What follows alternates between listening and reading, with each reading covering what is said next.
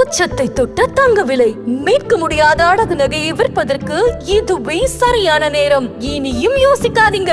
உங்க தங்க நகைய அதிக விலைக்கு விற்க சிறந்த வழி பிரைம் கோல்ட் ஹப் 9840551787. வடகிழக்கு கழிவறை உள்ள வீடு, தென்மேற்குல கழிவறை உள்ள வீடு. யார் போனாலும் விஷயத்தை தெரிஞ்சா இந்த வீட்டில் யாராவது அடிஷன் இருக்கணும்.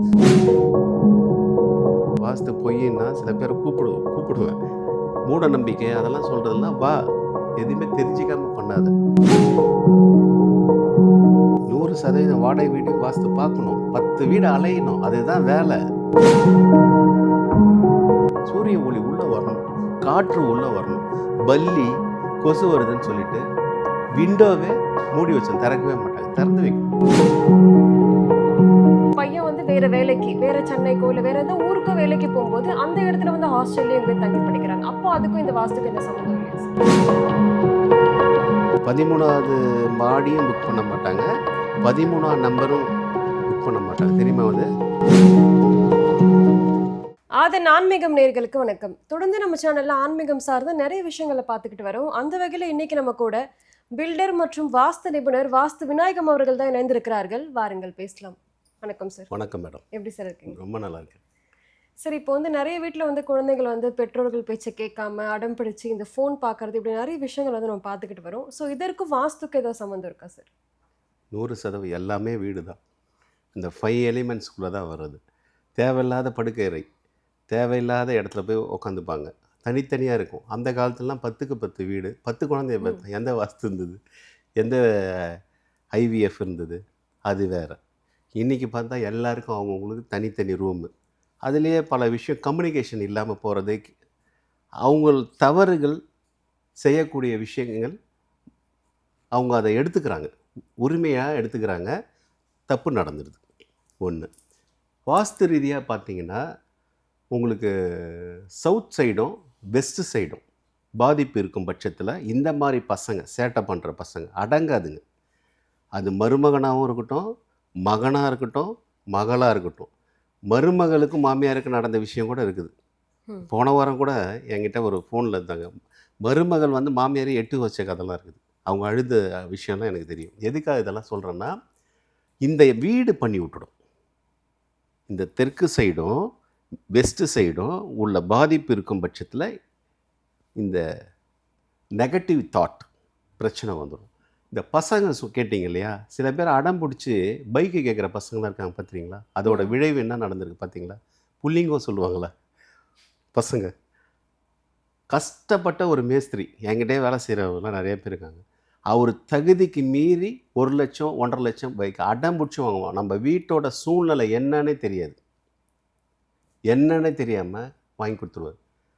அந்த மாதிரி வாங்கி கொடுத்த பசங்க பேரண்ட்ஸு, அதாவது கஷ்டப்பட்ட வீட்லேயும் வாங்கி கொடுத்துருக்காங்க, வசதியான வீட்டில் இருக்கிறவங்களும் வாங்கி கொடுத்தாங்க. அதோட விளைவு என்னவாக இருக்கும்னா, நிறைய பசங்க விபத்தில் போஸ்ட்டில் நம்ம பார்க்குறோம். அநியாயமாக இருக்கும். 21, 18, 20, 22 கூட தாண்டாது அந்த மாதிரி பசங்க. இதுக்கு காரணமே பேரண்ட்ஸ் தான். இதை முதல்ல பேரண்ட்ஸ் வந்து பசங்களுக்கு செல்லம் கொடுக்கக்கூடாது. நான் ஒரு வீட்டுக்கு போனேன் வேலூரில். அவர் வந்து ஒரு டாக்டர். அப்படின்னும் போது பொண்ணு பையன் 2 பேருக்கும் மருத்துவ அவர் வந்து டாக்டர்னா ஆயுர்வேதிக் டாக்டர். ஆனால் அவருக்குள்ள ஒரு ஆசையை பசங்கக்கிட்ட சொல்லி எம்பிபிஎஸ் படிக்க வைக்கிறாரு. பொண்ணையும் படிக்க வைக்கிறாரு, பையனையும் படிக்க வைக்கிறார். பொண்ணு வந்து அந்த வீட்டோட அமைப்பு அதை சொல்லி முடிக்கிறார், அது எப்படி வரும்ன்றது. அந்த பொண்ணு படிச்சுது, அது பாட்டு அது இருக்குது. இந்த பையன் காலேஜ் படிக்க ஆரம்பித்ததுலேருந்து எம்பிபிஎஸ்ஸையும் பண்ணுறான், ஒரு டாக்டர் சீட்டை வீணாக்குறான். என்னை பொறுத்த வரைக்கும் அதுதான். ஏன்னா அவன் கேரக்டரை வந்து அந்த மாதிரி பண்ணிட்டான். கிட்டத்தட்ட ஒரு 50 லட்ச ரூபா லாஸ் பண்ணி கடனை இழுத்துட்டு வந்து வச்சிட்டான். இந்த வயசுலேயே ட்ரிங்க் அடிக்ஷன் ஆகிட்டான். நான் அந்த வீட்டுக்கு போனவொன்னே ஓப்பனாகவே கேட்டுட்டேன். கிழக்கு அடைக்கப்பட்ட வீடு, வடக்கு அடைக்கப்பட்ட வீடு, வடகிழக்கு கழிவறை உள்ள வீடு, தென்மேற்கில் கழிவறை உள்ள வீடு. யார் போனாலும் விஷயத்தை தெரிஞ்சால் இந்த வீட்டில் யாராவது அடிஷன் இருக்கணும். டீ குடிக்கிற பழக்கம் கூட ஒரு அடிஷன் தான். ஒரு நாளைக்கு 2 டீ தான் குடிக்கணும், காலையிலையும் மாலையிலையும். 10 டீ குடித்தா அதுவே ஒரு போதை தான். இது இந்த இதில் பையன் பல பிரச்சனையில் மாட்டிக்கிட்டான். போதை போய் தகாத ஃப்ரெண்டுங்களோட சேர்ந்து சீட்டு வாங்கி கொடுக்குறேன், அதை வாங்கி கொடுக்குறேன், காலேஜில் போயிட்டு எங்கேயோ ஒரு ஒரு ஒரு குரூப்பில் பணத்தை வாங்கியிருக்கான். இவன் பண்ணானா பண்ணலையான்றது அது வேறு விஷயம். வாங்கி ஏதோ ஒரு பொலிட்டிஷியன்கிட்டயோ யாருக்கிட்டயோ கொடுத்து ஏமாந்தாச்சு. கடைசியாக இவன் மேலே எஸ்பி ஆஃபீஸில் கம்ப்ளைண்ட் பண்ணி வந்துட்டாங்க. இது மாதிரி பசங்க இருக்குது. இந்த தகாத வண்டி வாங்கி கொடுத்துட்டு அடங்காது அம்மா அப்பாவே அடிக்கிற பசங்களும் இருக்குது, மதிக்காத பசங்க இருக்குது. இதெல்லாமே இந்த வீடு தான். வாஸ்துல கேட்டிங்களா, இந்த மாதிரி வீடு. இன்னொரு விஷயமும் சொல்கிறேன், நீங்கள் கேட்ட கேள்வி. இந்த செல்ஃபி எடுக்கிற மோகம் இருக்குல்ல, இதெல்லாம் பேரண்ட்ஸுக்கு தெரியுமா? தெரியவே தெரியாது. பேரண்ட்ஸை ஏமாத்துறாங்க. இதுவும் நடந்த உண்மை நம்ம சென்னையிலேயே.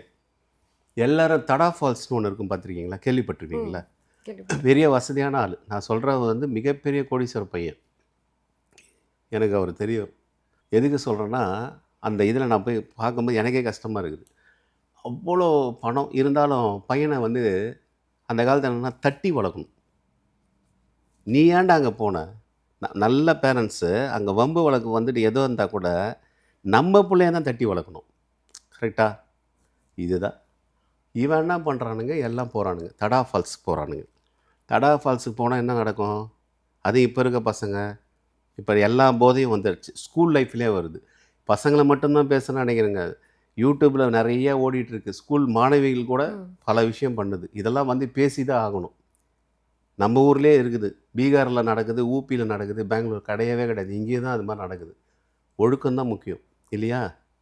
அப்போது இவங்க எல்லாம் போகிறாங்க, எல்லாம் கெட் டுகெதர், ஒரு அறபோதை. இதான் உண்மையாக பேசணும்னா இதுதான். அப்போது இந்த அறபோதையில் என்ன நடக்கும்னா, அந்த ஃபால்ஸ் இருக்குல்ல, பொதுவாகவே இந்த குரங்கு சேட்டை பண்ணுறதுல இந்த பசங்க ரொம்ப கெட்டிக்கார பசங்க. இந்த ஃபால்ஸ் வந்து ஒரு தண்ணி, நானும் சின்ன வயசில் எல்லாத்தையும் பார்த்துட்டு தான் வந்திருக்கிறோம். ஒரு கட்டத்துக்கு அப்புறம் போகக்கூடாது, மேலே ஏறக்கூடாது. இந்த கேவ் இருக்குல்ல, குணா கேஃபில் போய் விழுந்ததெல்லாம் படம் வருது. இவங்க ஆர்வத்தில் மேலே ஏறுறான், அந்த பையன் ஏறுறான். ஏன்னா அவன் வசதியானவன், அவங்க அப்பா வசதி. ஒரு தெனாவட்டில் அது உள்ளுக்குள்ளே இருக்கும். டேன்னு தான் சொல்கிறானுங்க. மீறியும் போகிறான். எல்லாத்தையும் விட நம்ம ஒரு ஆளாக தெரியணும்னு காட்சிப்படுத்தணுன்றதே ஒரு மனநிலை இருக்குது நிறைய பசங்களுக்கு. அப்போ மேலே போகிறான், போவாதான்னு சொல்கிறாங்க. போயிட்டு அங்கே போய் செல்ஃபி எடுக்கிறான். இது செல்ஃபி எடுக்கிற முகத்துக்கும் இது வருது. இந்த விஷயத்தில் எடுக்கிறான். அன்ஃபார்ச்சுனேட்லி என்ன நடக்குதுன்னு தெரியல. ஃப்ராக்ஷன் ஆஃப் செகண்ட் நடந்துடும். கண்ணை மூடி கண்ணத்தோரத்தில் என்ன நடக்குன்னே தெரியாது. இவன் எடுக்கிறான், இங்கேருந்து கத்துறானுங்க, போயிட்டான். இவன் எடுக்கவும் கையில் அந்த செல்லு வச்சுட்டு ஏதோ பிடிச்சிட்டு நல்லா போயிட்டான் ஒரு இதில். அதுதான் அடுத்த செகண்ட் நம்ம நினச்சி பார்க்காத முடியாத வழுக்கி விட்டுடுது. அவ்வளோதான், முடிஞ்சிடுச்சு மேட்ரு. அந்த இறப்பு வந்து ஒன்றுமே பண்ண முடியாது. ஏன்னா இவங்களுக்கு 50 வயசு உள்ள 50-55 வயசு உள்ள பேரண்ட்ஸு. அதுக்கப்புறம் ஒன்றும் பண்ண முடியாது. ஏன்னா அவன் தான் மூத்த பையன். அடுத்தது ஏதோ பண்ணு. இதில் ஒரு வேடிக்கைன்னா அவன் தான் எல்லாமே சொத்து, அவ்வளோ சொத்து இருக்குது. பெரிய எப்படி சொல்கிறது, லேண்ட்லார்டு. இது மாதிரி எதுக்கு சொல்கிறேன்னா, அடங்காத பிள்ளைகள், இந்த மாதிரி அமைப்பு உள்ள வீடுகள் இருக்குது. இதெல்லாம் சரி பண்ணணும். வாஸ்துன்றது சில பேர், நான் இப்போ கூட கொஞ்ச நாள் இப்போ பேசினேன், வாஸ்து பொய்யின்னா சில பேரை கூப்பிடுவேன். மூட நம்பிக்கை அதெல்லாம் சொல்கிறதெல்லாம் வா, எதுவுமே தெரிஞ்சிக்காமல் பண்ணாத. நிறைய விஷயம் இருக்குது. அதனால் இந்த மாதிரி விஷயத்தெல்லாம் ஒழுக்கம் தான் முக்கியம். பேரண்ட்ஸு கட்டுப்பட்டு இருக்கணும். இந்த மாதிரி அமைப்பு உள்ள இடத்துல தான் இந்த மாதிரி விஷயம் நடக்குது. ஓகே. இப்போ நீங்கள் சொல்கிற வரைக்கும் எல்லாமே பார்த்தா தனிநபர் ஒழுக்கம் வந்து ஒரு பெரிய விஷயமா இருக்குது. பெற்றோர்கள் வந்து சரியாக குழந்தைங்களுக்கு வந்து சொல்லி வளர்க்கணும். இப்போ நிறைய பேர் வந்து வாடகை வீட்டில் தான் இருக்காங்க. அவங்களுமே எப்படி சார் இந்த வாஸ்துலாம் பார்த்துட்டு இருக்க முடியும்? 100% வாடகை வீடையும் வாஸ்து பார்க்கணும். 10 வீடு அலையணும். அதுதான் வேலை. நான் வந்து சொல்லுவேன், எந்த விஷயமும் நம்ம நல்லா இருக்கணும். உடல் ஆரோக்கியம், மனநலம், இதுதான் முக்கியம். மன நிம்மதி. வாஸ்துல பேஸ் இதுதான். இது இருந்தால் எல்லாமே சரியாக இருக்கும். அப்போ நம்ம தேடி பார்க்கும்போது நல்லா ஒரு விஷயம் நல்லா புரிஞ்சுக்கோங்க. வாடகை வீட்டுக்காரங்க சொல்கிற தேடி பார்க்கும்போது இது வாஸ்து சரியில்லைனாலும் போவே கூடாது. அப்போ என்ன பண்ணுவாங்க உரிமையாளர்?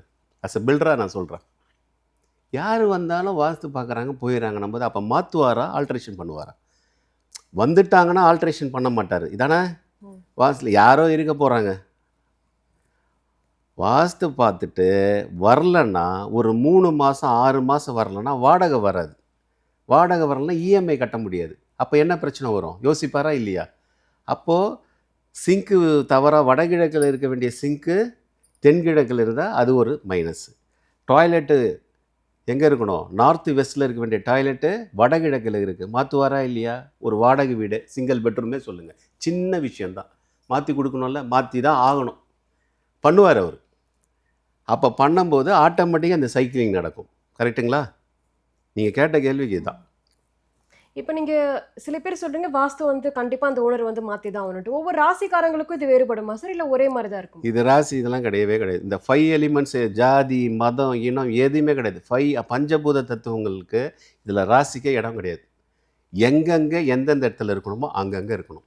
வாட்டர் ஸ்டோரேஜ்னால் water storage north east, south ஈஸ்ட்டில் அக்னி பாகம்னா அக்னி இருக்கணும், நிலபாகம்னா சவுத் வெஸ்ட்டில் பெட்ரூம் இருக்கணும். இது வந்து எல்லாருக்குமே பொருந்தும்.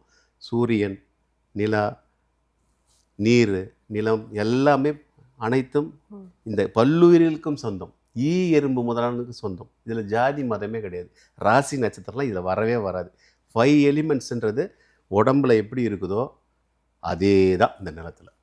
இப்போ நீங்க சொன்ன மாதிரி இப்போ நிறைய பேர் வந்து அப்பார்ட்மெண்ட்ல தான் குடியிருக்காங்க. அப்பார்ட்மெண்ட் எல்லாமே 10 அடுக்கு மாடி 25 அடுக்கு மாடியா இருந்தாலும் ஒரே அமைப்புல தான் வந்து கட்டப்பட்டிருக்கு. இதை எப்படி சார் அவங்க உடனே வந்து மாத்தி அமைக்க முடியும்? மாற்றவே முடியாது. இப்போ நீங்கள் கேட்டது 100% வாஸ்து.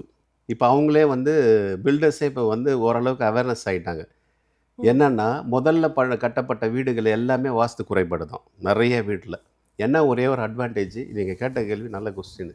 10 வீடு 100 வீடு 12 அடுக்கு அது மாதிரி இருக்கும். இந்த அப்பார்ட்மெண்ட்டு போகும்போது ஒரு பிரச்சனையை ஒரு ஆளுக்கு வந்து ஒரு 10 கோடி கடன்னா ஒரு ஆளுக்கு மட்டும் இருக்கும். ஒரு ஷேர் இருந்தால் என்ன ஆகும்? 10 பேருக்கு ஆளுக்கு ஈச் அண்ட் 10 இப்போ 100 கோடி கடன்னா ஒரு ஆளுக்கு மட்டும் வரும். 10 பேர் பார்ட்னர்ஷிப் வந்தால் 10 கோடி போயிடுதுல. அதே தான் அப்பார்ட்மெண்ட். ஒரு இஷ்யூ இப்போ வந்து அந்த அப்பார்ட்மெண்ட்டில் சம்பு இருக்குன்னு வச்சுங்க, குடி தண்ணீர் சம்பு. 10 வீடு உள்ள ஒரு அப்பார்ட்மெண்ட். அதோட சம்பு எங்கே இருக்கணும்? வடகிழக்கு பகுதியாக நார்த் ஈஸ்ட்டில் இருக்கணும். தவறுதல ஒரு 30 வருஷத்துக்கு முன்னாடி, இப்போ ஓரளவுக்கு கரெக்டாக போடுறாங்க, முடிஞ்ச அளவுக்கு 100% வாஸ்து தான் போடுறாங்க. ஒரு 20-30 வருஷத்துக்கு முன்னாடி சம்பை எங்கே போட்டிருப்பாங்கன்னா வடமேற்கு பகுதியில் போட்டிருப்பாங்க. வடமேற்கு பகுதியில் செப்டி டேங்க் தான் இருக்கணும், குடி தண்ணி இருக்கக்கூடாது. அந்த கான்செப்ட் அது. வடமேற்கில் சம்பை போட்டுறாங்கன்னா 16,000 லிட்டர்ஸ் கெப்பாசிட்டி சம்பு போட்டுட்டா என்ன சார் ஆகும்? அந்த மாதிரி வீடெல்லாம் ஆய்வு பண்ணியிருக்கேன் நான். அந்த வீட்டில் ஒரு 10 வீட்லேயும் என்ன அந்த அந்த இஷ்யூ இருக்கோ அது அப்படியே இருக்கும் அந்த வீட்டில். சரியா? இன்னொரு விஷயம் கேட்குறேன். ஒரு 6 வீடு, ஒரு வீடு மேற்கு பகுதியில் ஒரு கிணறு. 50 வருஷத்துக்கு முன்னாடி இண்டிவிஜுவல் வீடாக இருந்தது, ஒரு பங்களா வீடு. அவங்க வந்து அப்பார்ட்மெண்ட்டுக்கு கொடுக்குறாங்க, ஜாயின்ட் வெஞ்சர் கொடுக்குறாங்க. அவங்க ஒரு கண்டிஷன் போடுறாங்க, இந்த கிணறு பில்டர்கிட்ட ஆஸ் அ பில்டராக இருக்கிற அனுபவத்தில் சில விஷயம் சொல்கிறேன். நான் கிடையாது, எனக்கு அந்த சர்க்கிள் தெரியும்ல. இந்த கிணறு மட்டும் இங்கேயே தான் இருக்கணும், அப்போ தான் உனக்கு ஜாயின்ட் வெஞ்சர் கொடுப்பேன் பில்டிங் கட்டுறதுக்கு. ஒரு 6 வீடு கட்டுறாரு. சரி ரைட்டு, அவர் வியாபாரி இல்லை. அந்த கிணறு அங்கே இருக்குது, தப்புன்னு தெரியுது, எல்லாருமே சொல்கிறாங்க. ஏன்னா இந்த இவங்க ஒத்துக்க மாட்டுறாங்க. யார்? மேற்கு உடைய 270 டிகிரியில் இருக்குது, இருக்கவே கூடாது. வடகிழக்கில் இருக்க வேண்டிய அது பெரிய கிணறு, அதுக்கு சில விஷயமாவது பண்ணியிருக்கணும் ஓரளவுக்கு. அது எதுவுமே பண்ணலை. நான் போகிறனால எனக்கு தெரியுது. இப்போது அதில் 6 வீடு இருக்குது, வந்தாச்சு. அந்த கட்டடம் கட்டி சென்னையில் தான் ஒரு 22-23 வருஷம் ஆகுது. நீங்கள் சொன்னால் நம்ப மாட்டீங்க. நான் ஒரு விஷயத்தை போய் சொல்கிறேன், அந்த வீட்டில் என்ன இருக்குன்னு ஒரு வாஸ்து நிபுணர் சொல்லிடுவார். அனுபவம் போகிற ஒரு ஒரு நாளுக்கு லேர்ன் பண்ணுற மாதிரி அது விஷயம். வீடெல்லாம் பார்க்குற அப்பார்ட்மெண்ட் 2 பெட்ரூம் 3 பெட்ரூம் பார்க்குறாரு, சரௌண்டிங் பார்க்குறாரு, எல்லாம் 10 அடி இருக்குது. நல்லா அந்த காலத்தில் கொஞ்சம் நம்ம நெருக்கடியாக இல்லை, 10 அடி 10 அடி செட் பேக் நார்த்து வெஸ்ட். அப்போ வெளில பார்த்துட்டு என்ன அது இங்கே இருக்கவே கூடாது அப்படின்னு சொல்லிட்டு, அப்போ இல்லை சார் அவங்க ஒத்துக்க மாட்டுறாங்க, எங்களுக்கும் தெரியும், யாரெல்லாம் சொல்லி பார்த்துட்டேன். இல்லை சார் அந்த மாதிரி இருந்தாவே பல பிரச்சனை வருமே அப்படின்னு ஒரு பாயிண்ட்டை சொல்கிறேன்.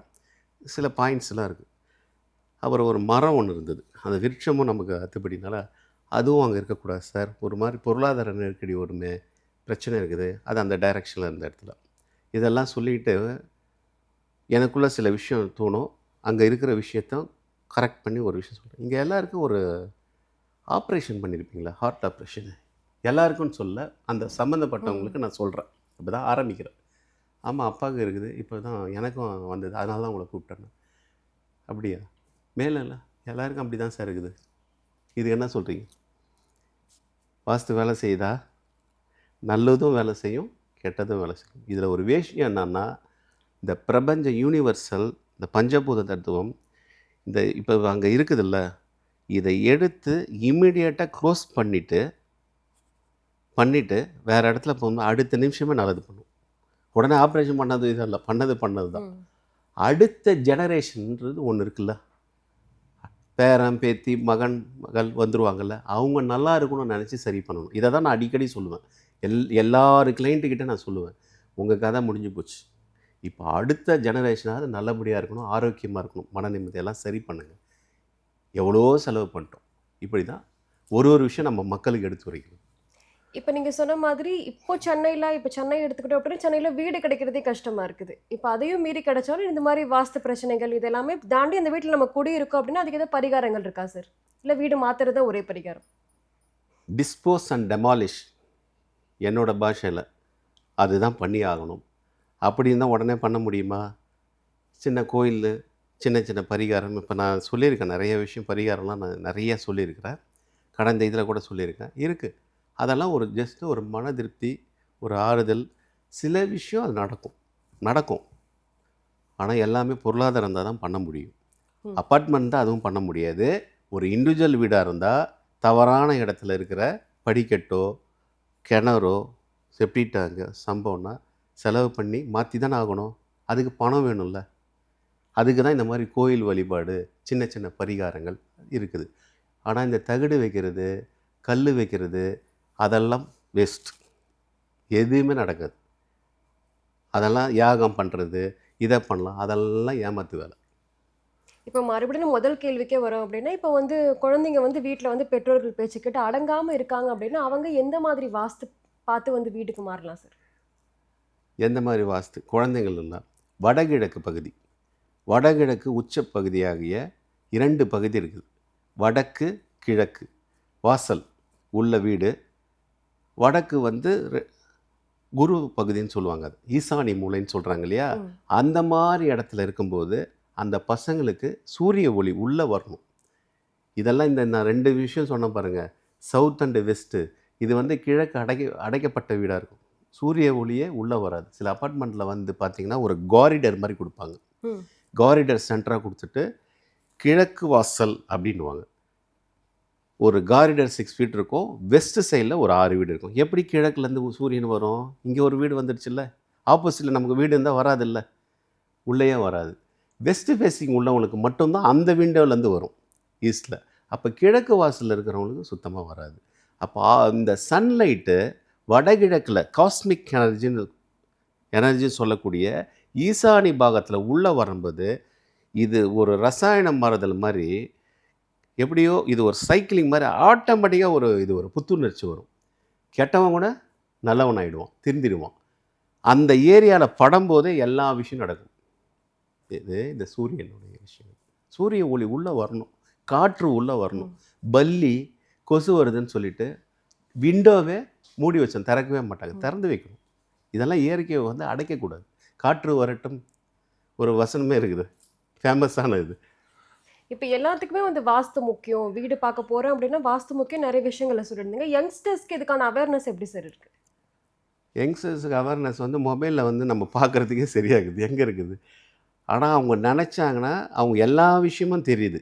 இப்போ இந்த விஷயத்துலையே, இந்த அடங்காத பிள்ளைகள் விஷயத்துலையே எனக்கு தெரிஞ்ச என்னோடய ஃப்ரெண்டு, அவரோட சன் படிக்க வச்சது இவர் கஷ்டப்பட்டு படிக்க வைக்கிறார். அவர் ஏதோ ஒரு டிரைவரோ ஏதோ வேலை செஞ்சிட்ருக்கார், டிராக்டரோ ஏதோ ஓட்டுறாரு, இது கிரேன் ஆப்ரேட்டர். அவர் படிக்க வைக்கிறாரு, படிக்கிறான், இன்ஜினியரிங் முடிக்கிறான், வேலைக்கு போகிறான்.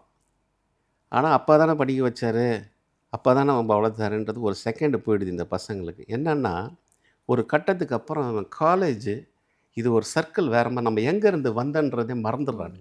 நம்ம எவ்வளோ கஷ்டப்பட்டு வந்ததே மறந்துட்டு வேறு மாதிரி போயிடுறோம். ஒரு கட்டத்துக்கு அப்புறம் இப்போ இருக்கிற பசங்க, உங்களுக்கு என்ன தெரியும்?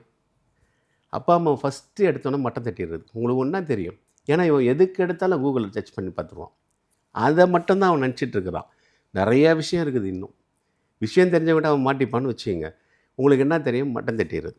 எங்கே ஒரு செட்பேக்குன்னா அவனோட வயசில் எங்கேயாவது ஏமாறுறான் பாருங்கள், அப்போ தான் உணர்றான். அடிப்படும் போது தான், முட்டி மோதி வரும்போது தான் எங்கே வந்து விழுவான்? அப்பா அம்மா கிட்ட தான் விழணும். வேறு வழியே கிடையாது. இப்போ இந்த பையன் ஸ்டோரி எங்கன்னா, வேலை கிடைக்குது, பெங்களூருக்கு போகிறான். எல்லாமே நான் நடந்த விஷயம் தான் பேசுகிறேன். பெங்களூருக்கு போகிறான். இவனோட கிளாஸ்மேட்டு எல்லாமே ஒன்றா வேலை செய்கிறாங்க. கிளாஸ்மேட்டு எல்லாமே க்ளோஸாக தானே இருப்பாங்க. இவனோட பேட் டைமா, யோசிக்கிற தன்மை இல்லையா, இல்லை ஒரு விஷயத்த எவ்வளோ பெரிய மேதையாக இருந்தாலும், அந்த மேதையே இருந்தாலும் இன்னொருத்தங்கிட்ட ஷேர் பண்ணி கன்சல்ட் பண்ணுறவன் தான் புத்திசாலி. எவ்வளோ பெரிய ஏபிஜே அப்துல் கலாம் நம்ம சொல்கிறோம். அவரு கூட ஒரு ஆலோசகர் இருந்தார்ல. இவருக்கு ஒரு ஆலோசகரை நான் கூட கேட்பேன், ஏன்டா இவரே ஒரு இது, இவருக்கு ஒரு அது ஒரு கணக்கு அது. இது ஆஸ் அ ரூல் ஆலோசகர் இருக்கணும். எல்லா சட்ட நுணுக்கம் எனக்கு தெரியுது அப்படின்னா கூட நான் இன்னொரு வக்கீல் கிட்ட ஆலோசனை பண்ணணும். நான் ஒரு டாக்டராக இருக்கலாம் ஒரு துறையில், ஆனால் இருந்தாலும் இன்னொரு டாக்டர்கிட்ட கன்சல்ட் பண்ணும்போது ஒரு ஐடியா கிடைக்கும். அங்கே சின்ன பையன் பெரிய பையன்லாம் பார்க்கக்கூடாது. ஞானசம்பந்தர் 6 வயது, திருநாவுக்கரசா 80 வயசு. ஞானசம்பந்தர் காலில் விழுந்தாரா இல்லையா? ஞானம் பெற்றவர். இங்கே வயசு முக்கியம் கிடையாது, ஞானம்தான் முக்கியம். இதுதான் விஷயம். அப்போ இந்த பையன் என்ன பண்ணுறான், அந்த ஃப்ரெண்டு, அவன் பேர் அபிலாஷ்னு வச்சுங்க, வச்சதில் ஒரிஜினல் பேர். அவன் ஏதோ ஷார்ட் ரூட்டில் சம்பாதிக்கணும் இப்போ இருக்கிற பசங்களுக்கு. 20,000 ரூபாய் சம்பளம், 15,000 ரூபாய் ஹார்ட் ஒர்க் போடுறோம், அடுத்தடுத்து போகிறதுன்றது அது ஒரு கான்ஸ்டபிள், எஸ்ஐ, இன்ஸ்பெக்டர், இது ஒரு ரூல். ஒரு சின்ன கடைநிலை ஊழியர், இப்படி தான் போவாங்க. அப்படி இவன் வந்து பெரியசாக சம்பாதிக்கணும் அப்படின்னு சொல்லிட்டு அந்த பையன் வேற ஒரு தளத்தில் மணி இன்வெஸ்ட்மெண்ட்டு, மணி லிங்க்கு, ஏதோ ஒரு லிங்க்கில் போய் கோர்ஸ்லாம் இப்போ தான் கிளாஸ் செஷன் அது மாதிரிலாம் போய் பண்ணி 4 இடத்துல போயிட்டு மணி அட்ராக்ஷன் அது இதுன்னு போய் கற்றுக்கிட்டு வந்துடுறான். வந்தவொடனே பல விஷயத்த புதுசாக பேசுகிறான் இந்த சர்க்கிளில். இந்த சர்க்கிள் அவன் ஒரு 22-25 வயசு பேசுகிறப்பே 1 லேக் கொடுத்தா இவ்வளோ கிடைக்கும், இவ்வளோ கிடைக்கும். 1 லட்ச ரூபாய்க்கு போடுறான்ல, 20,000. நிறையா பேர் இதில் படித்தவங்க தான் ஏமாந்துருக்காங்க. நான் வந்து சிங்கப்பூர், மலேசியா எல்லா ஊருக்கும் போகிறேன், இலங்கையெல்லாம். அதுலேயே பெரிய பெரிய ஆள் இங்கேயே ஒருத்தவங்க 8 கோடி ஏமாந்துருக்காங்க இங்கேயே, நான் போன இடத்துல. அது அந்த மாதிரி ஒரு அட்ராக்டாக பேசுவாங்க, உங்களுக்கு கொடுக்குற மாதிரி கொடுப்பாங்க. 1000 சதுரங்க வேட்டை படம் வந்தாலும் நம்ம ஜனங்க திருந்த போகிறது இல்லை. மண்ணுலிம்பம் கதை தான் அது. இப்போது இந்த பையன் என்ன பண்ணுறான், இவங்கிட்ட பேசுகிறான். ஒரு 1 லட்சமோ 2 லட்சமோ ஃபஸ்ட்டு கொடுக்குறான். ஒரு 20,000 ரூபாய் அவனுக்கு கிடைக்குது. 1 லட்ச ரூபாய்க்கு 20,000 ரூபாய் எந்த பிஸ்னஸ் கிடைக்குமா? கொடுப்பானுங்க. ஆசையே பேராசையாச்சு, அதான் அழிவுக்குன்னு சொல்கிறாங்க. இவன் என்ன பண்ணுறான், அப்படியே கொடுத்துட்டு இவன் பேரில் அவன் ரொம்ப ஸ்மார்ட்டாக பண்ணியிருக்கிறான். இவன் பேர்லேயே லோனை போடுறான். யார்? இந்த பையன் பேரில் லோனை போட்டு ஒரு 13 லட்ச ரூபாய் எடுத்து இன்வெஸ்ட் பண்ணுறான். அவனுக்கும் அவ்வளோ அறிவு இருக்குதானா? இல்லை.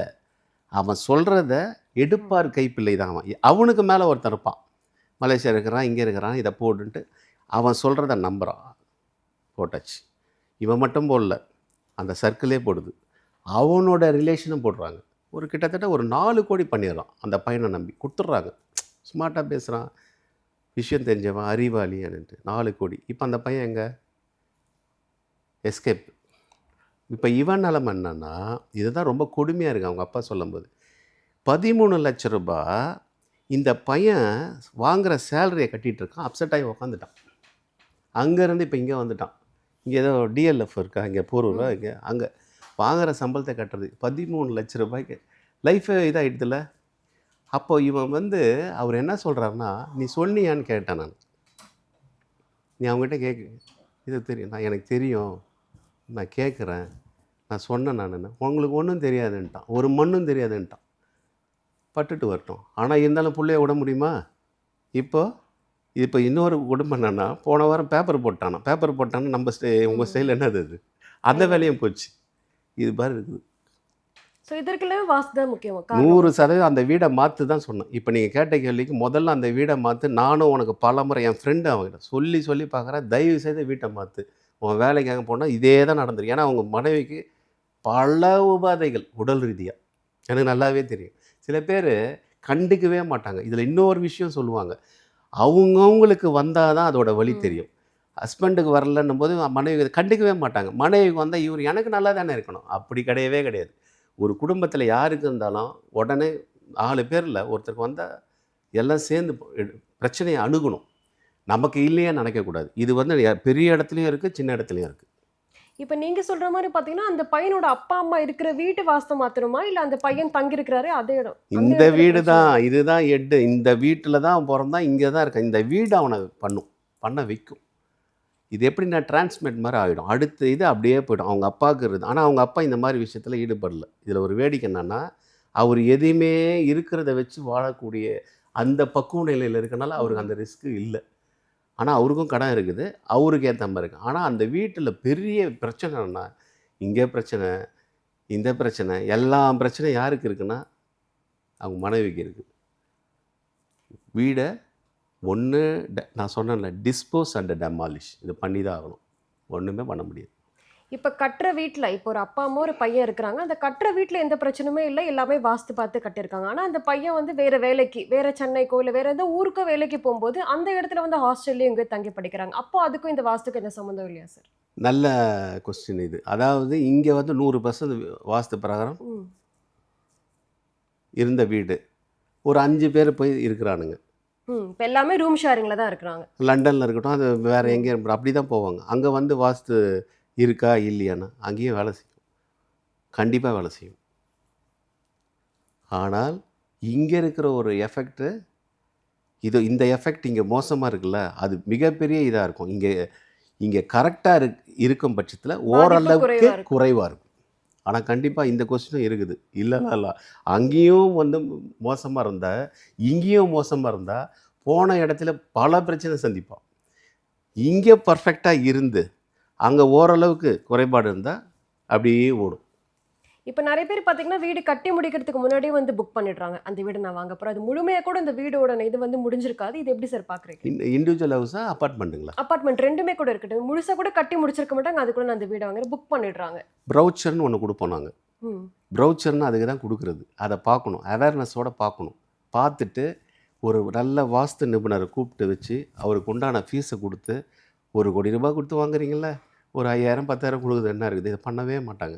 கொடுத்து பார்த்துட்டு இதெல்லாம் கரெக்டாக இருக்கா, நான் டபுள் பெட்ரூம் வாங்குகிறேன், 3 பெட்ரூம் வாங்கலை, எந்த டைரக்ஷன் இருக்குது, நார்த்து பக்கம் இருக்கா, சவுத் ஈஸ்டில் இருக்கா, பார்த்துங்க ரூமோட அளவுலாம் என்ன இருக்குது, ஓடிஎஸ் எங்கே வருது, லிஃப்ட்டு எங்கே வருது, வாட்டர் டேங்க் எங்கே வருது, சவுத்து வெஸ்ட்டில் ஸ்டேர் கேஸ் வருதா, இதெல்லாம் பேஸ், இதெல்லாம் கரெக்டாக இருக்கா ஒரு பார்த்து கொடுத்தாருன்னா.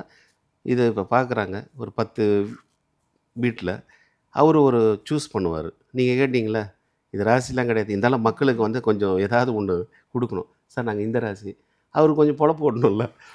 அப்போ சரி இந்த ராசிக்கு இருக்குது, அதுவும் இருக்குது. இப்போ கும்பராசி, மிதன ராசி, துலாம் ராசி வச்சுக்கோங்க ஒரு உதாரணத்துக்கு. உங்களுக்கு மேற்கு வாசல் செட் ஆகும். காற்று ராசி இல்லை, இது ஒரு பேஸ். இது ரிஷப ராசி, கன்னி ராசி, மகர ராசி, தெற்கு வாசல் செட் ஆகும். எதுக்கு இந்த ரெண்டுத்தையும் சொல்கிறேன்னா, இந்த ரெண்டுத்து மக்களுக்கு மைண்ட்லேயே வராது. எல்லாமே கிழக்கு வடக்கு, என் தெற்கில் வீடு இல்லையா, அதுக்கு தான் இதை சொல்கிறேன். இவங்களுக்கு எஸ்பெஷலி நல்லாயிருக்கும். யார் இப்போ நான் சொன்ன இந்த 3 ராசிக்கு மேற்கு பகுதி இவங்களுக்கு யதார்த்தமாக அமைஞ்சாலும் நல்லாயிருக்கும். இதெல்லாம் அப்படியே ஓரம் கட்டிடுங்க. இப்போ அந்த மேப்பை பார்க்குறாரு, ப்ரௌச்சரை பார்க்குறாரு, வாசக்கால் கரெக்டாக இருக்கா, அவரை கூப்பிட்டு போய் கூட பார்க்கலாம். முதல்லையே பார்த்தா அந்த டிகிரி வைஸ் கரெக்டாக இருக்கா, அந்த பிளாட்டுன்னு அங்கே தான் இருக்கும். கன்ஸ்ட்ரக்ஷனே பண்ணலாம் கூட டேகனல் எடுத்து பார்க்கணும். ஒரு விஷயம் தெரிஞ்சவங்களுக்கு தெரியும், அந்த மனை திரும்பி இருக்கா இல்லையா. ஆனால் கட்டும்போது அவங்க டேகனல் மூலமட்டம்னு சொல்லுவாங்க. அது கரெக்டாக தான் பண்ணுவாங்க. 90 டிகிரியில் கரெக்டாக தான் பண்ணுவாங்க. எந்த கன்ஸ்ட்ரக்ஷனும் அது தப்பு பண்ண மாட்டாங்க. லேண்டாக இருந்தால் கூட டேகனல் அது பிரகாரம் பார்த்துட்டு நீங்கள் இந்த மனையை வாங்கன்னு அவர் சூஸ் பண்ணி அப்படி எடுத்துக்கலாம். கண்டிப்பாக ஒருத்தரை கன்சல்ட் பண்ணி புக் பண்ணலாம். அது 100 வீடாக இருந்தாலும் சரி. அவர் சொல்லுவார், இல்லை இந்த 4வது மாடி வேண்டாம், 13ஆம் நம்பர் இருக்குது. இதெல்லாம் மக்களுக்கே ஓரளவுக்கு தெரியுது. 4வது மாடி புக் பண்ண மாட்டாங்க, 13வது மாடியும் புக் பண்ண மாட்டாங்க, 13ஆம் நம்பரும் புக் பண்ண மாட்டாங்க. தெரியுமா? அது 13ஆம் நம்பர் தெரியுமா? தெரியாது. 13ஆம் நம்பர்னு ஒரு படம், பேய் படம் வந்தது இல்லை, வேர்ல்டு வைடு 13ஆம் நம்பர் இங்கே கிடையாது. நம்ம வந்து தமிழ்நாட்டு மூட நம்பிக்கையில் அமெரிக்காவில் வாங்க மாட்டோம். வேர்ல்டு வைட் இருக்கு இந்த ஈவில் ஃப்ளோர்னு சொல்லி வச்சுருக்கானா. 13ஆம் நம்பரு 4வது மாடி. 13ஆம் நம்பர்னாவே காலியாக இருக்கும். கமர்ஷியல், நோ ரெசிடென்ஷியல், கமர்ஷியல் ஆகிடுவானுங்க. இதுவும் இருக்குது. குழந்தைகள் வழி தவறி போறதுக்கும் வாஸ்துக்கும் என்ன சம்மந்தம்ன்றத பத்தி நிறைய விஷயங்களை சொன்னீங்க. ரொம்பவே நன்றி சார். நன்றி மேடம். நல்லா அருமையாக கேள்வி கேட்டீங்க.